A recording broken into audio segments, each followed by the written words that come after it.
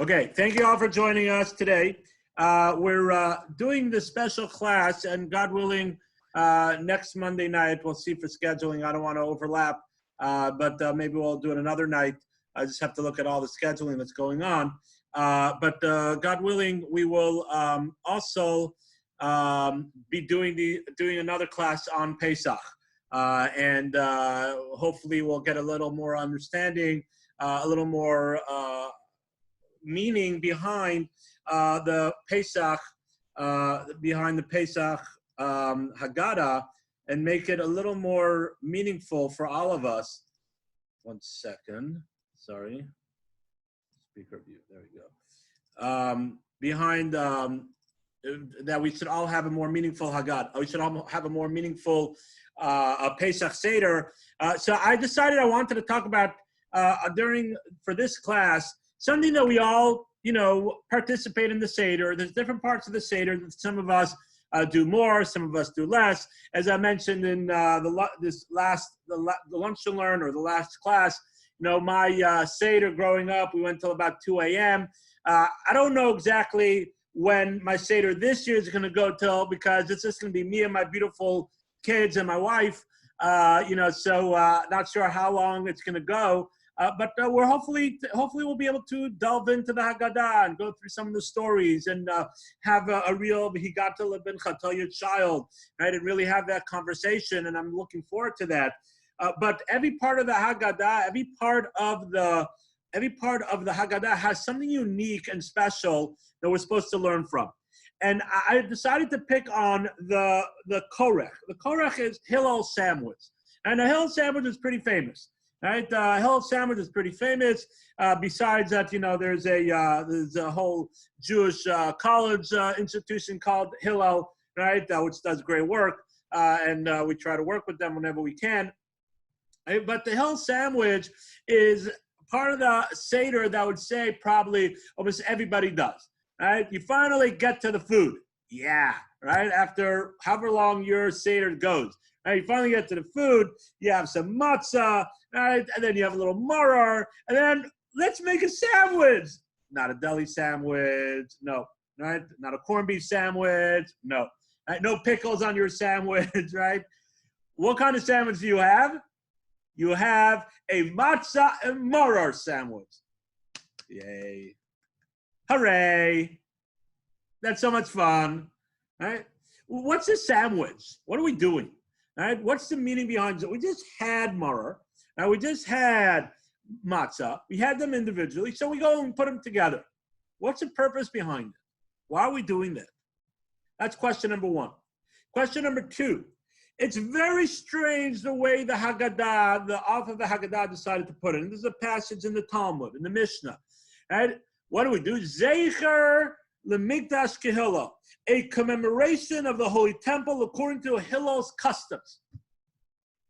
We find any other part of the Haggadah, and please feel free to look throughout the Haggadah, right? If I'm almost positive we don't find any other part of the Haggadah where it says we're doing this in commemoration of one of the rabbis, how he did it. We don't find any other part of the Haggadah. Well, we have stories of different rabbis, how they exercised the mitzvah of Yetzias Mitzrayim, of talking about the exodus of Egypt. We have stories about that, yes. Right? We talked about that in the beginning. The rabbis were up all night talking about the exodus of Egypt. And they went ahead, and the students had to wait to tell them, hey, rabbis, it's time for the morning Shema. But there's no part of the Haggadah where we're saying, oh, we're doing this in the custom of how Hillel did it. Why this sandwich, right? Are we doing it different than any other sandwich? Why are we doing this differently by this sandwich that we're saying so special about the sandwich? Number two, we're going to say we're doing this in commemoration of how Hillel did it. What's the purpose for that? That's question number two. Why is Hillel so important that it's being mentioned in the sandwich? And question number three is that we're doing it commemoration because if you look through the words, we're not exactly doing it the way Hillel did it. What did Hillel do? Right? Hillel he lived during the temple, so he had the Korban Pesach, this Passover sacrifice. So he did the Passover sacrifice, right? And he had his sandwich a little more exotic than our sandwich. right? He had himself some meat in that sandwich, guys, right? He had a little meat, right? He didn't just have, didn't just have, the matzah and the maror, but he had gesund geschmack meat, right? Good old sacrifice, Passover sacrifice, roasted in a sandwich. Now that's a sandwich, right? That's a sandwich. Yeah, we're missing the pickle, but that's a sandwich. No, we don't have that. So we're doing it in commemoration. Right? We're commemorating Hillel sandwich, so we leave out the meat. Well, what's this whole commemoration? If we're not doing it properly, so then we're missing the boat. Right? We're missing an ingredient of the sandwich. So why are we doing it? We're eating the matzah because we have the matzah. We're eating the maror because we have the maror. We don't have the Passover sacrifice, so we can't eat it. We can't do the sandwich. So what's the purpose of doing a commemoration of Hillel's sandwich? And we're not doing exactly that like commemoration. What's the purpose of doing it in such a way where we're not doing it completely? So those are three questions that I want to delve into to really understand what the sandwich is all about, which is, I think, part of the Seder that everybody does. Right? They do, of course, they drink wine, right? Who, especially nowadays, who's not going to drink some wine, right? So especially drinking wine, eating matzah, but the sandwich is something that I think most people do. So we have to get a better understanding what the sandwich is all about. And I'm going to keep this class to about a half hour. I know the hour is getting late for some people, right? So we're going to try to jam this all in to keep the class a little short, especially the night ones, jam it in, and also give more time for questions and answers, and any question you really have. So feel free to think of questions related to Passover or things like that, or other topics we spoke about. So what's going on over here? What's this sandwich that we're doing? What's Hillel important in it? Right? What's the connection in between the matzah and the maror? Right? And then what's the idea of doing this commemoration, even though, right, we're not really doing it properly? We're missing the meat, the main part of the sandwich. So we have to understand what matzah is and what maror is. Right? We have to understand what matzah is, what maror is, and we touched upon this a little bit in the last class. We talked more about matzah. But I want to take a different direction of matzah. We spoke about the idea that matzah means to say being diligent, right? That was the idea of matzah that we spoke about. Being diligent. Why do we have matzah? We have matzah because the Jewish people didn't have enough time for the dough to rise. So they were moving, they didn't stop. Right? That's the idea, right, of matzah, right? That's the concept of matzah. And that's what we spoke about in last class. What I want to talk about is another idea of matzah. The holiday also has, as we mentioned, the holiday has a couple of names. It's called the month of Aviv, right? But the holiday is called Chag HaMatzos. Right? We call it Pesach. Right? We call it Pesach because God jumped over the homes. But what do we call the holiday in the Amidah? Now, when we say special for Rosh Chodesh, for Pesach, we say Chag HaMatzos, the holiday of the matzahs. That's what we say. In Birchat HaMazon, when we say Ya'ala V'Yavo, we say Chag HaMatzos, the holiday of the matzahs. We don't say Chag HaPesach. We call it Passover, Pesach. Yeah, it's a great holiday, great name. And there's a good reason for it. The Torah also, right? Because God jumped over Pasach, but he jumped over the homes of the Jews when he went and he killed the firstborn. That's what we call Pesach. And the sacrifice is called the Pesach, the Korban Pesach, the Passover sacrifice. But when we actually refer to the holiday in prayer, we call it Chag HaMatzos. Why? Why don't we call it Chag HaPesach? Why do we call it Chag HaMatzos, the holiday of the matzahs? So the commentaries tell us that matzah has another idea behind it, another significant point behind the matzah. What is the matzah? Say the commentaries, and that the matzah also represents the concept of elevation, the concept of our neshama, our soul, the concept of growing and becoming more spiritual. That's what the matzah also represents. Why does the matzah represent that? Why does the matzah represent that? The answer is straightforward, like we spoke about before. Because the idea of the matzah is that we are being diligent. Right? The idea of the matzah is that it has all content. It doesn't have any fluff. It doesn't have any ear. It doesn't have anything that's not related to the concept of spirituality, of content. So the matzah represents, say the commentaries in a Kabbalistic concept, represents our neshama, our soul. That's what the matzah represents. Neshama, our soul, that's the concept of the matzah, right? It's thin, it's content, it doesn't need anything, right? You don't need to put yeast in it. You don't need to put other things in it. You don't put sprinkles on your matzah, last I checked. Right? You don't make matzah with crumbs on top. Right? Challah, we make all different kinds of challah. Right? We make challah with raisins. We make challah with crumbs. Some people, kids make challah with sprinkles, and we make challah with chocolate chips. We make challah with this. We make challah with that. And it's more than just challah. It's pastries. It's this. It's that. Right? You can make so many different things that are external. But the matzah is matzah. You can put cream cheese on it. You can make a sandwich. And no, I'm looking forward to matzah pizza. Who's not? Right? Good old matzah pizza. But as we say, tachlis correct, but really, right? Matzah is a straight old matzah. Doesn't have anything else. Doesn't have any additions. And say the commentators, the reason that is because it's satisfied with what it is, and that's the neshama. The soul is satisfied with the physical world. And the soul doesn't need anything extra in the physical world. The soul is spiritual. And that's what the matzah represents. Now let's take it the next step. What's maror? Say the commentaries, maror represents the physical world. Maror represents bitter herbs, right? So yes, it's commemorating the difficulties that we had in Egypt and the pain that we had in Egypt. That's what it's commemorating. And that's what we say in the Haggadah, right? Because of the hard work that the Egyptians made us work, and we eat the maror. We spoke about last class, why we eat the maror. Why do we have to have commemoration on our holiday of Exodus? I'm not going into that again. Someone wants to know, we could talk about it afterwards. I'll be more than happy to home in on it again after class for a couple minutes. But we spoke about that part of the maror. But say the commentaries that maror also represents the physical world. Why does maror represent the physical world? Say the Kabbalists, because in the end of the day, the physical world becomes bitter in your mouth. What do I mean by become bitter in your mouth? How often could you do the same thing over and over again? You need something new, right? You need a new car. You need a new excitement, right? You need to watch a new movie. You need to watch the latest this, right? You need to get new clothes. You need to get a new hairstyle, right? You constantly need to get new things, right? That's why amusement parks are constantly changing their attractions after every couple of years, right? A new show, a new this, a new twist, a new jump, because you can't watch the same thing over again. The physical world eventually, the physical world becomes maror, becomes bitter in your mouth. Not literally bitter, but you get sick of it. You get old. We say the phrase is it's old. Something new. We're looking for something new.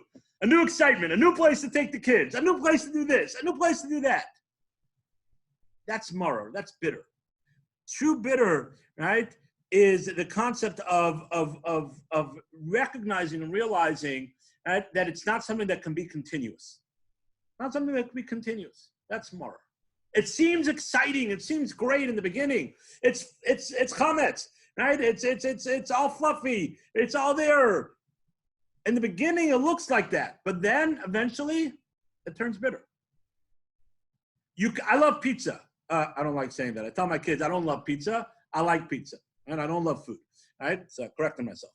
Right? So I like pizza. I like hot dogs. I like food. I do. I'm going to be the first one to admit it. I do. And I could eat a lot of pizza, but eventually I get sick of it. I can't constantly eat pizza. Right? I can eat 4 slices. 5, right? How many slices I could eat. Right? But I could eat a lot of slices of pizza, hot dogs. But eventually it becomes bitter. You can't eat anymore. That's what the physical world represents. So say the commentaries like this. The matzah represents the concept of the neshama, the soul, the spiritual realm. The maror represents the idea of the physical world, and bitter, right? The physical world eventually gets bitter. Sometimes it's very bitter for us. Unfortunately, like the way we are now, we're having difficulties. That's what the maror represents. Say the commentaries that that's really the essence of a human being. The essence of a human being, each one of us have 2 components to us. We spoke about this in other classes, right, in the past, right, but it's good to repeat it again and to review it. There's two parts of who we are. We have our physical being, my fingers, my eyes, my head, my ear, right? My physical component of who I am. And then there's the neshama, the soul, the essence of who I am.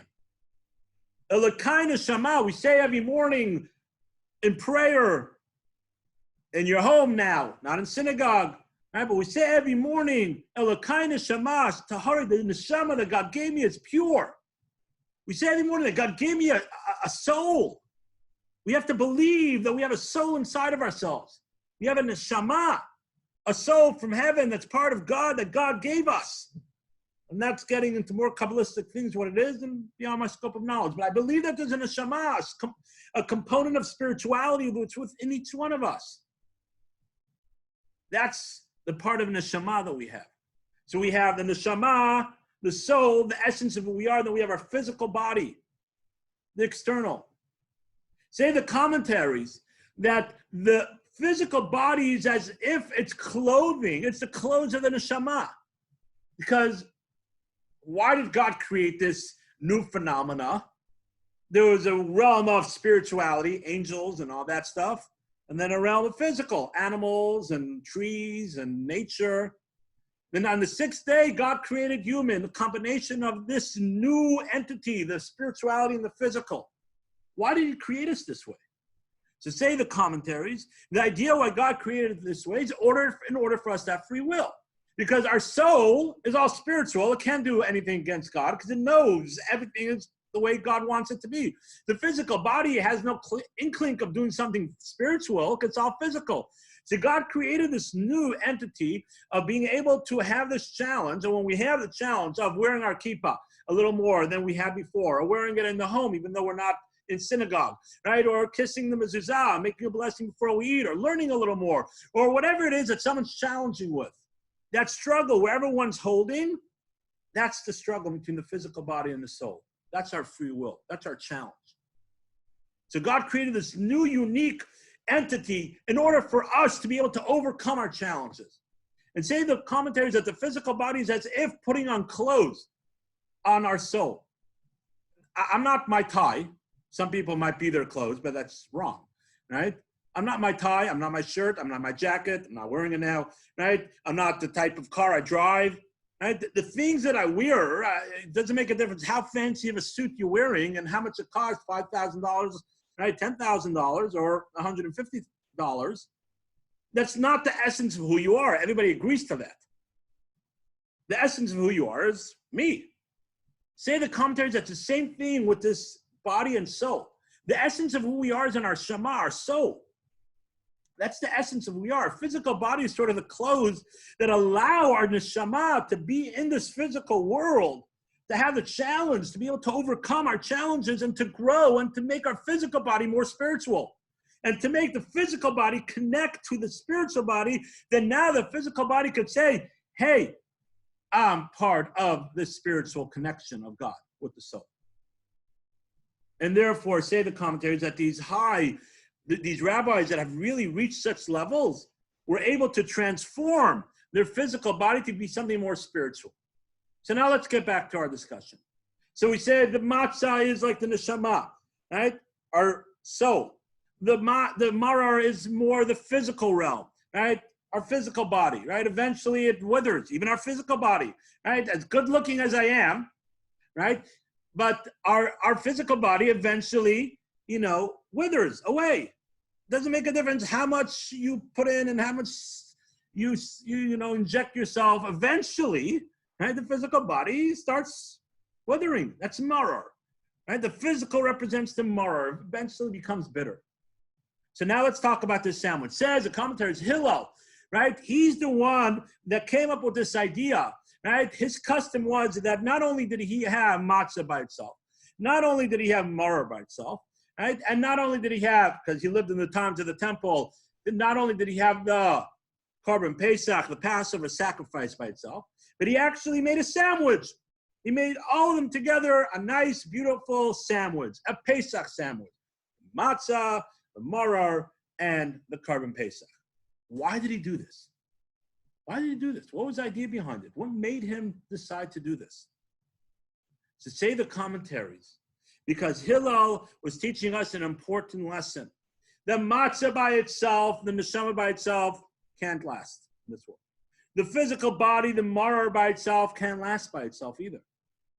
You have to put them together, just like our body is united together. You have to have a relationship, them working together. So he said, so too, which is the mystical component of what the matzah, we have to eat it separately because that's a mitzvah.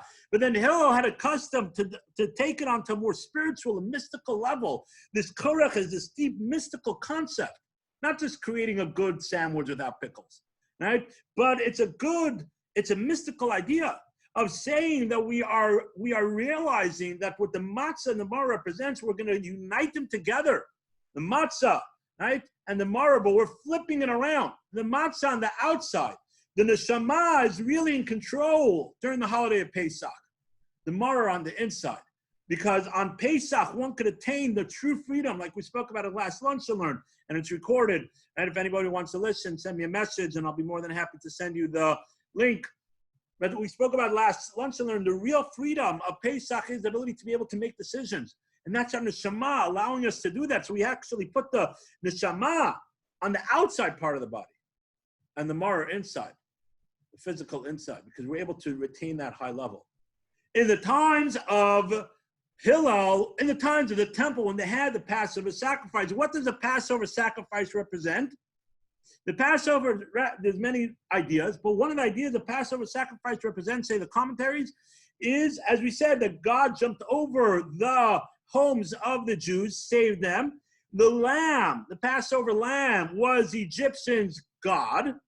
It represents our relationship and our recognition and our belief that God, there's only one God. There's only one God. God is in control of everything. God could kill all the firstborns of the Egyptian and simultaneously save all the Jewish firstborns. God, we took away their God is nothing. This lamb is not a God. It's just one of God's creations, and we're elevating it into a sacrifice. So the Passover sacrifice represents this idea of us believing, a relationship, and saying we believe that God is the only God, there's no other God, and he's all powerful. So we stick that into our sandwich and saying, how are we able to make a relationship in between our physical body and our neshama, and our neshama? What's the key to make that relationship? Is our belief in God, is the Torah that God gave us on Mount Sinai. And that's a Passover sacrifice. So therefore, that's the completion of this beautiful sandwich. The neshama, the spiritual, the maror, the physical, the combination of those two together could only work with the Passover sacrifice. So that's why Hillel made this beautiful sandwich. That's the depth of Hillel's sandwich. That is true unity. The title of the class was Creating Unity, right? Positivity, right? Passover sandwich, unity, positivity. That's true unity. Everybody working together, right? But working together, revolving around the common goal. Right? If I'm thinking this way and you're thinking that way, we're all good and let's all kumbaya. And I don't, you do your thing, I do that. We have to have a common goal. You can't be united. We're not united. I'm deciding not to care about you, right? But we have to be united. We have to have a common goal. Our common goal is our relationship with God in heaven. That's true unity. That's the Passover sacrifice. That's the Hillel sandwich. Now, we're missing the combination of the Passover sacrifice. But say the commentaries, the Baal Haggadah said that we still have to connect to it. Right? The remembrance of Hillel's sandwich. We are trying to connect to that concept by doing at least the matzah and the maror. We don't have the ability to put the Pesach in there. We have to do that ourselves. And therefore, we say the verses, right? This is what Hillel did. He made the matzah, he made the maror, he put the Passover in there. And like it says in the verse, matzah and maror, you should eat it together on top of matzah and maror. You should eat it all together, make a sandwich. So we speak about it like we do with many things about sacrifices because we don't have the temple. We're trying to connect to that idea. My friends, that's the secret, the true secret of the korach, the sandwich. The secret of the sandwich is the idea to be able to unite oneself, to say, I know I have a physical component. I know I have a spiritual component. Don't let one override the other. You have to work together. I cannot do any of the mitzvot without my physical component. I can't put on tefillin. Right? I can't wear my kippah. I can't give charity without going to work. I can't say good morning to someone without my physical body of using my mouth. I can't do good deeds and I can't help anybody. And I can't do tikkun olam to fix the world in God's image without the physical world. So I need the physical world. The spiritual world can't say, oh, let's just be all spiritual. I can't be physical. No, we need the physical world. But the physical world without the spiritual world, without the neshama, without admitting that I have a neshama inside of me, without admitting that I have this matzah inside of me, physical world is marar. It's tasteless. It's bitter. Eventually, it's going to get old. It rots. So we need, the physical world needs the spiritual world also to give it chiyus, as we say, to give it life, to give it meaning, to give it a purpose. That's what we need. That's a true unity. That's creating a positive message and looking forward positively, saying, I could create this unique combination within myself, and I have a goal forward of living life in a positive way, living life with meaning and purpose, and creating this beautiful sandwich that, God willing, one day we'll be able to insert the Passover sacrifice inside. But right now we have to reflect on it and say, how do I do that? It's my relationship with God. And each one of us are on different levels. We've talked about this many times. It's not all or nothing. It's where you're taking one notch up. What better time to talk about this during our difficult times? Let's just be honest, my friends. We're living in a hard time. We talked about this many times already. But there's no better time to reflect internally and say how this physical world, this infrastructure we believe so much in, God willing, it will recover. God willing, it will recover. But it's not a thing by itself. Look, it starts a small virus, a small thing. It's deathly, not to minimize it, but could cripple our big buildings and our big infrastructure and our high tech and everything. Could cripple it. Because a physical that doesn't have spirituality in it eventually rots away. The great Roman Empire, the Greek Empire, and many other great empires. There's no spirituality in there, it will eventually rot away. So we have to look internally in ourselves and say, how do we make sure that we stay connected? Make sure that we stay strong with a purpose and with a positive focus in life. Make sure that our descendants and all of us stay strong with the matzah content. Matzah stays forever. You can have 5 years ago matzah, right? It might taste a little stale, right? But it's still there. Bread molds. Starts getting mold on it, right? It gets very hard. Can't eat it. Okay, I put it in the freezer, defrosted, but still. Because again, matzah is lasting. That's in the neshama. That's the soul. It's content. It stays. And that's what we're saying when we eat our sandwich this Pesach, when we think about the sandwich that we're eating, let's think about ourselves, our sandwich, our physical body, our neshama, and have to make sure that we work together with the two of them. Make our physical body more spiritual and allow our spiritual body to take the physical and elevate it through the mitzvot, through the different things that God gave us the opportunity to do. So my blessing to all of us is, and I said we're going to keep this short, all right? My blessing to all of us is, let's reflect internally.